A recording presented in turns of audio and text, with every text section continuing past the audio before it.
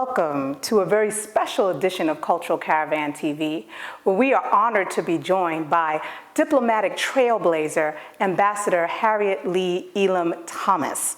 In a stellar career with the U.S. Foreign Service that has spanned over 42 years, she has dedicated herself to bridging cultures across numerous international posts, including assignments in Greece, Turkey, France, Belgium, Senegal, Mali, and Cote d'Ivoire, not to mention some of her domestic posts, which included work at the United Nations as well as in the White House, all of which led former President Bill Clinton to appoint her as the ambassador to Senegal. After such a wonderful career, she retired in 2005, but we're not sure so much that she's really retired because she currently is the director of the University of Central Florida's diplomacy program, which she will talk about today. She also is the author of a new book entitled Diversifying Diplomacy, My Journey from Roxbury to Dakar, which chronicles her extraordinary personal and professional experiences. But if that was not enough, she is also launching a conversation series that talks about civility strategies that people here in the United States can use to be better democratic within our own culture. And with that, I would like to say that it is an honor and a privilege to welcome to the Cultural Caravan Ambassador Harriet Lee Elam-Thomas. Welcome. Well, a special thank you for a wonderful introduction that was far more creative, enthusiastic than many of others that I've heard. And it tells me you've done something called research, so it's a pleasure to be here. Thank you, thank you.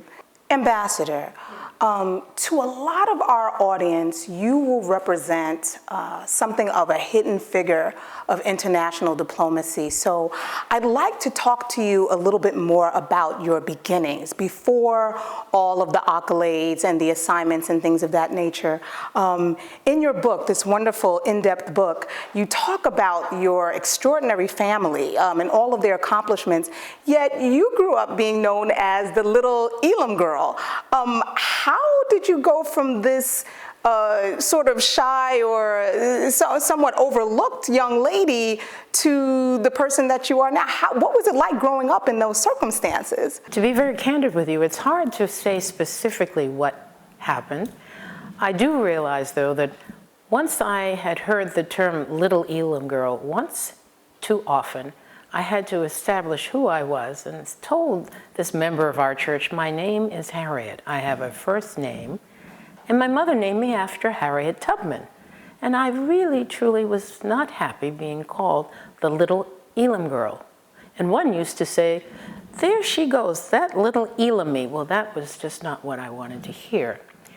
But I did have 3 brothers and a sister, all of whom were determined that I would be the success that they perhaps had hoped that they would have themselves, not recognizing that I told my dear mother that I'm not like my brothers.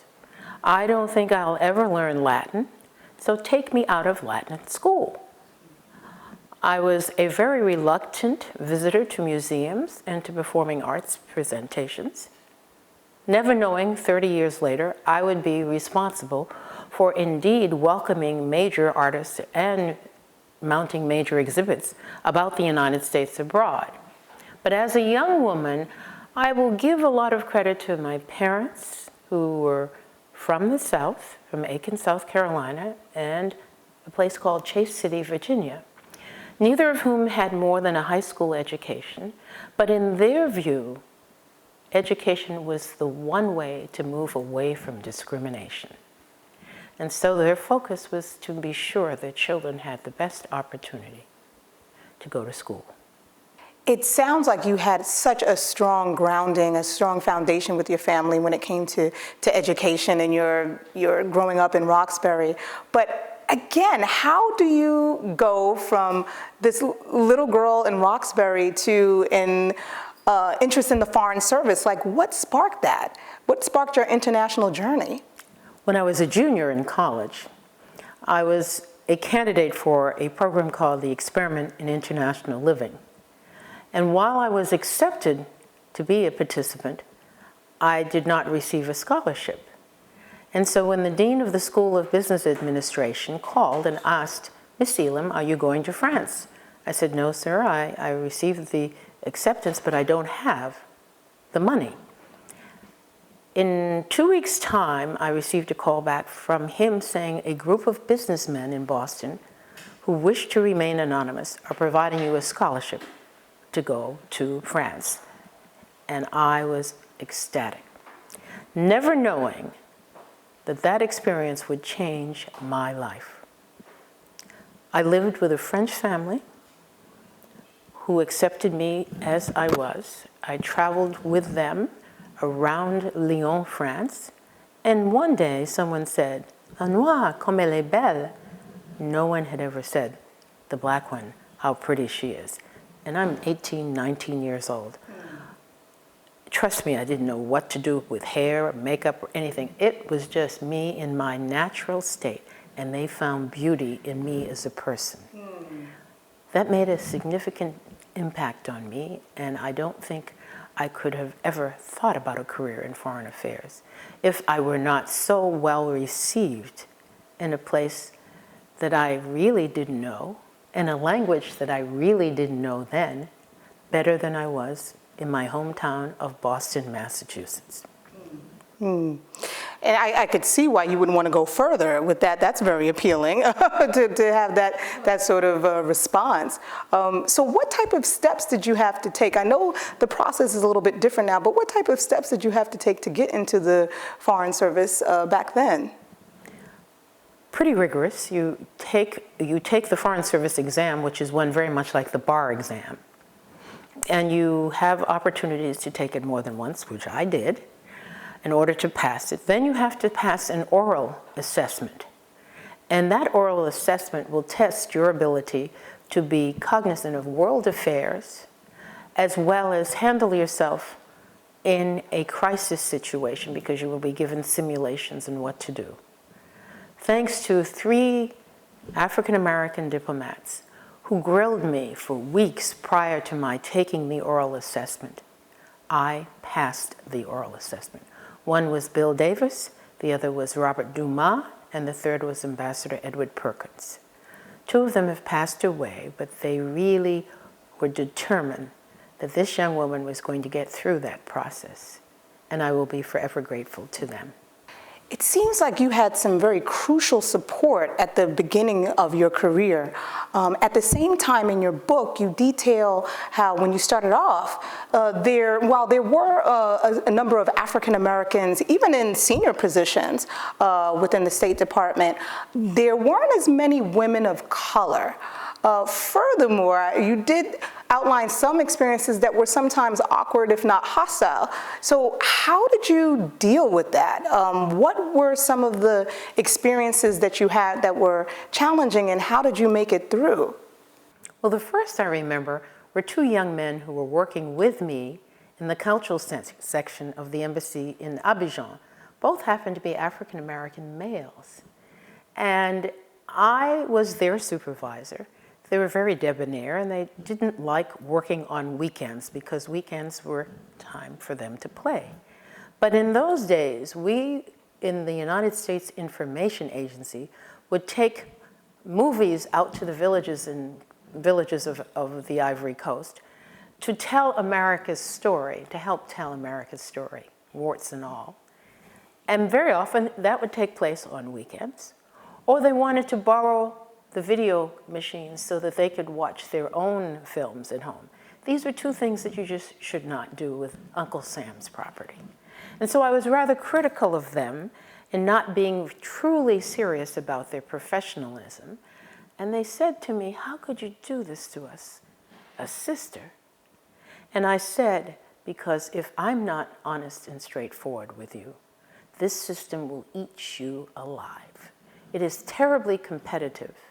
And all they want is to find you doing something that is not honest. I'm very proud to say that both of those young men, now in their 60s, late 60s, made me very proud later on. I took a group of Turkish journalists to a briefings in Brussels, Belgium, NATO briefings, and one of those young men gave the briefing to all of the journalists. And then the other one became the deputy chief of mission, or in a very senior position in East Asia, because he became fluent in Korean. And I'm very proud of both of them now. But I don't think they would have been as serious if they didn't get an honest assessment from me, yes, a sister. So there's a lot of assumptions that came from many different people. But they were male, remember. Yeah, well, yes. And I was their boss. Okay.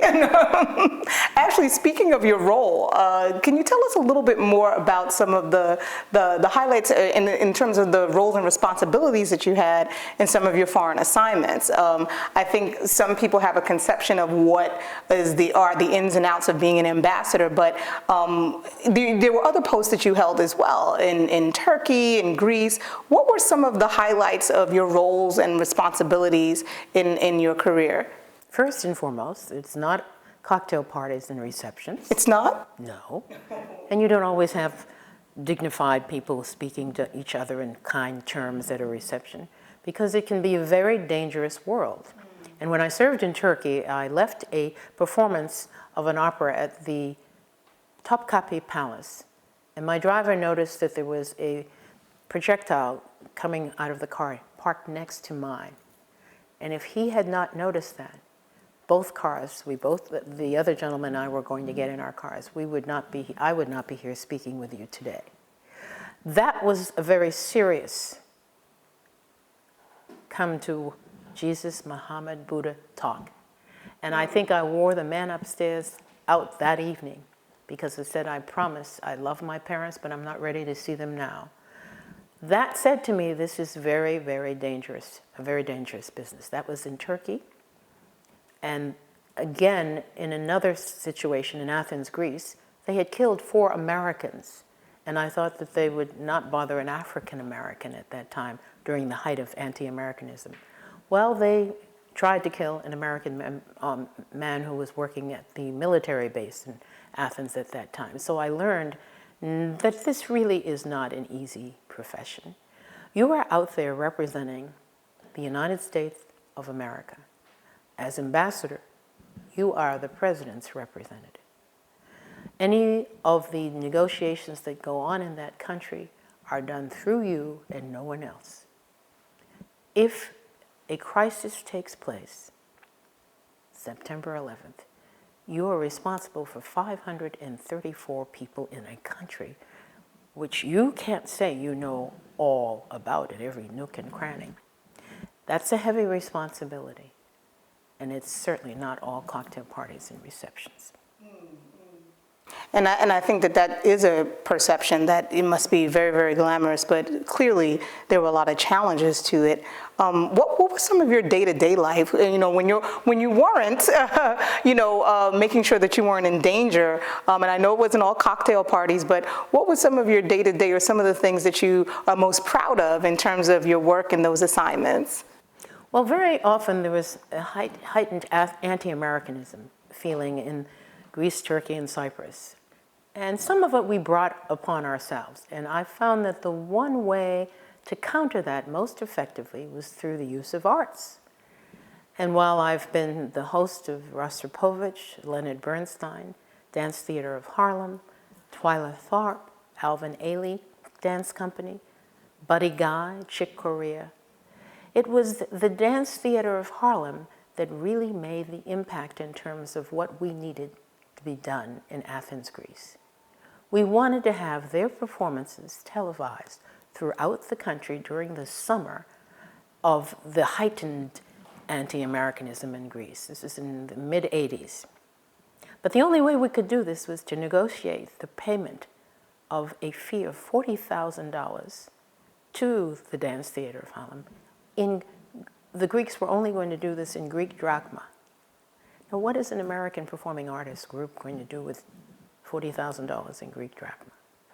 Well, first of all, they were not going to get $40,000 out of the Greeks, and we negotiated it down to something like $18,000 for then the ability to telecast the Dance Theater of Harlem's performances throughout the summer. It meant meeting with my Greek counterparts who are not ready to move from point A to point B. But because I spoke Greek and because I respected them in reading, writing, and speaking their language, visiting with them, they were willing to hear me out. And that's where language comes into play, but it's also where art is incredibly important in diplomacy.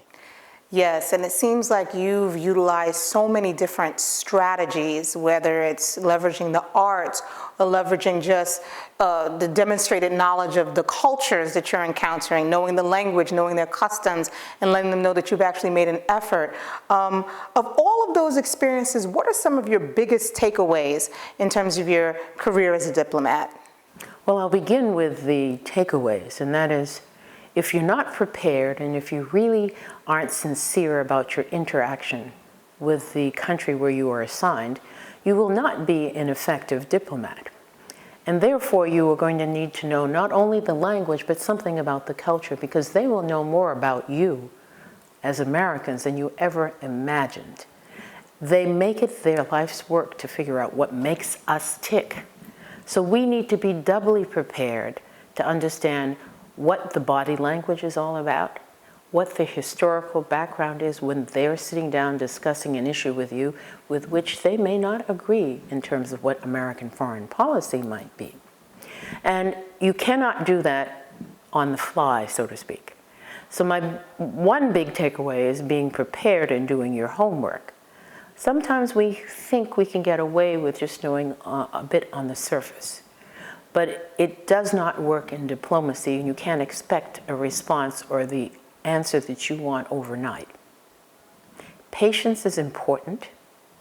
When you learn the language of another culture, you're giving respect and honor to that person. You watch the demeanor of that person change when you say the mere amenities. Merhaba, nasılsınız? That's Turkish for greetings, how are you? Yasu tikanis. She bothered to learn our language, and she knows why we don't feel comfortable about Cyprus. And you can use your life experience as an African American about talking to them about how things had changed somewhat. Now, this was in the 80s, not today.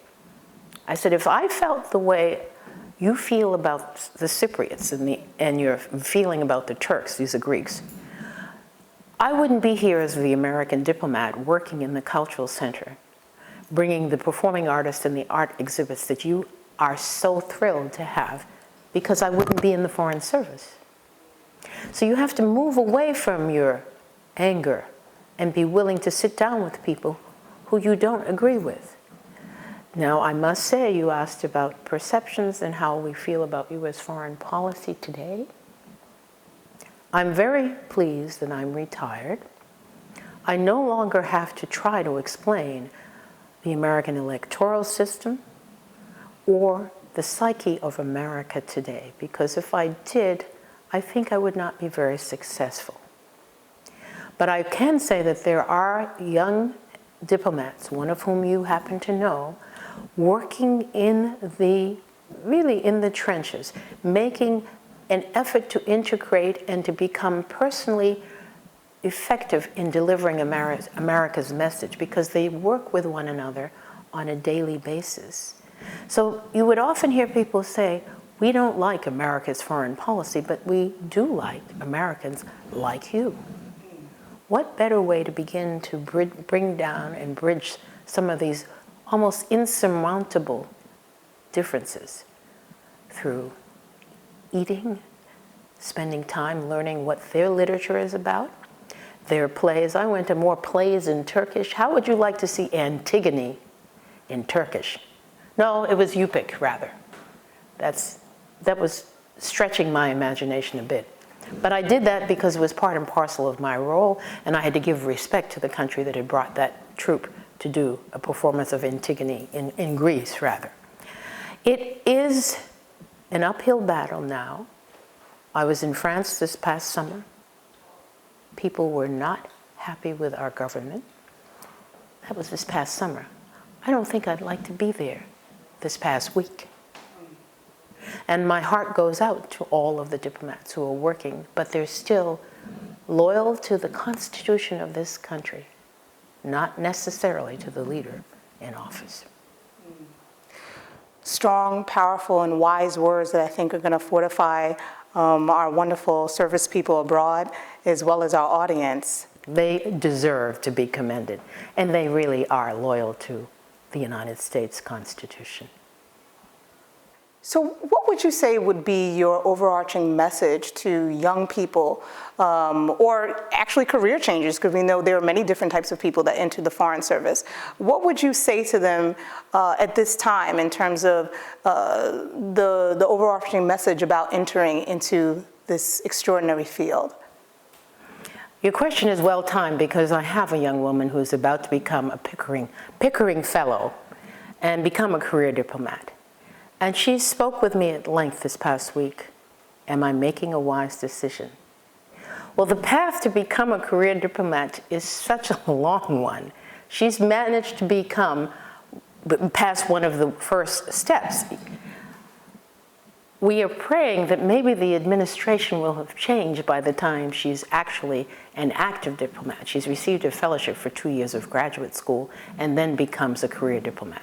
But my advice to all of those who are still in the Foreign Service and those who are thinking about the careers is to recognize that America cannot go it alone.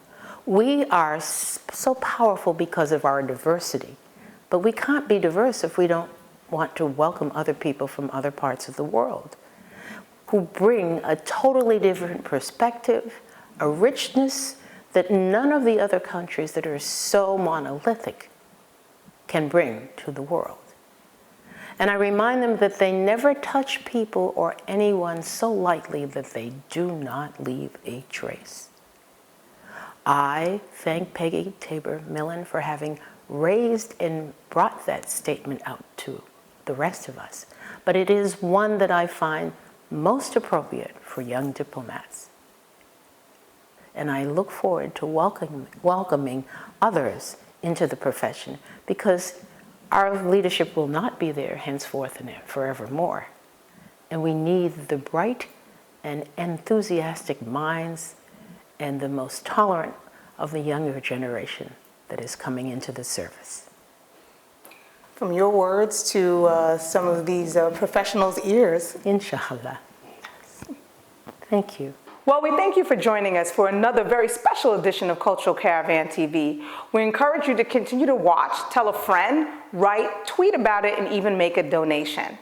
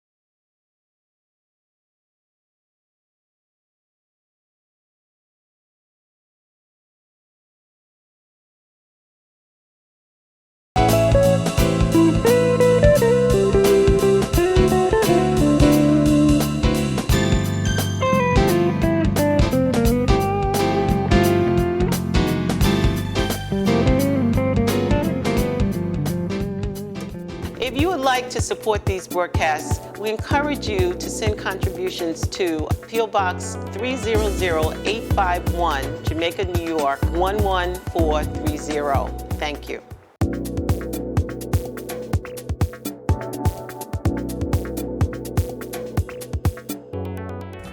Let's welcome Joe Patan.